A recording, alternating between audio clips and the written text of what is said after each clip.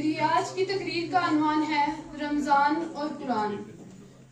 بے زباں کو جب وہ زبان دیتا ہے، بے زباں کو جب وہ زبان دیتا ہے، پڑھنے کو پھر وہ قرآن دیتا ہے۔ بخشنے پہ آئے جب وہ امت کے گناہوں کو، تحفے میں پھر وہ رمضان دیتا ہے۔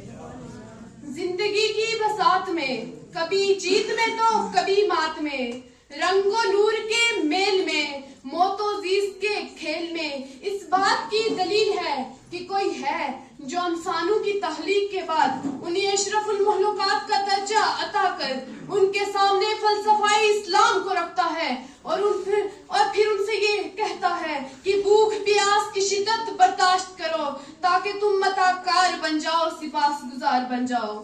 جی ہاں، عبادت کا یہی خاص مہینہ کہ جسے غمخواری اور ہمدردی کا مہینہ قرار دیا گیا، جس میں ہر نیکی کا بدلہ 70 گنا بڑھا دیا جاتا ہے، اور وہ مہینہ رمضان کا ہے۔ رمضان کا لفظ را میم اور داد سے بنا ہے، جس کے معنی جلنے اور مٹانے کے ہیں۔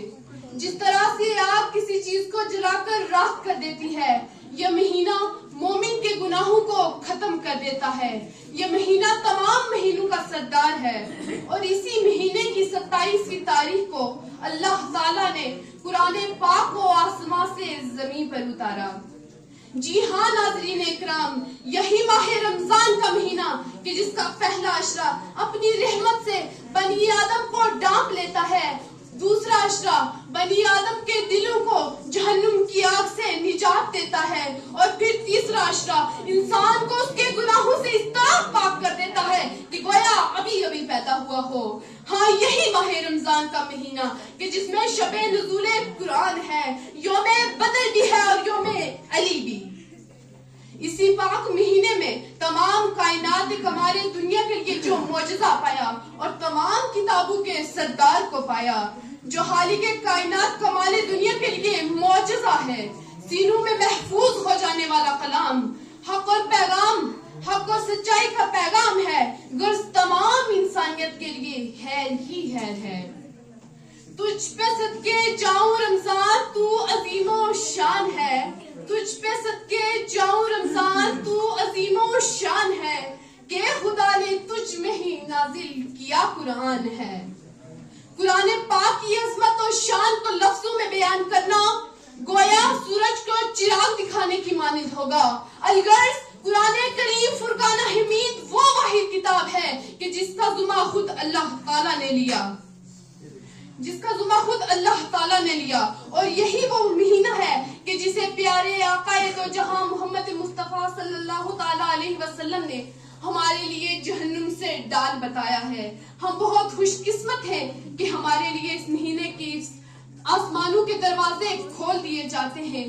ہر سجدے کے بدلے 1500 نیکیاں، اور پھر صبح کی نماز سے لے کر آفتاب کے چھپنے تک 70,000 فرشتے ہمارے لیے مغفرت کرتے ہیں۔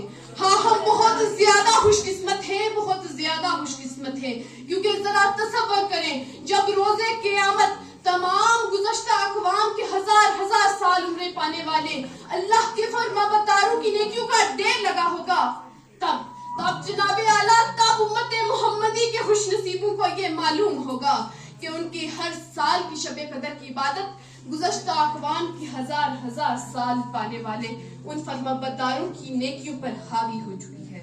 جی ہاں، یہی پاک و واحد مہینہ کہ جس کا ذکر اللہ تعالیٰ نے قرآن پاک میں بھی کیا ہے، اور یہی کہ جس کے ایک روزے کے مومن کے چہرے کو جہنم کی آگ سے 70,000 سال دور کر دیا جاتا ہے۔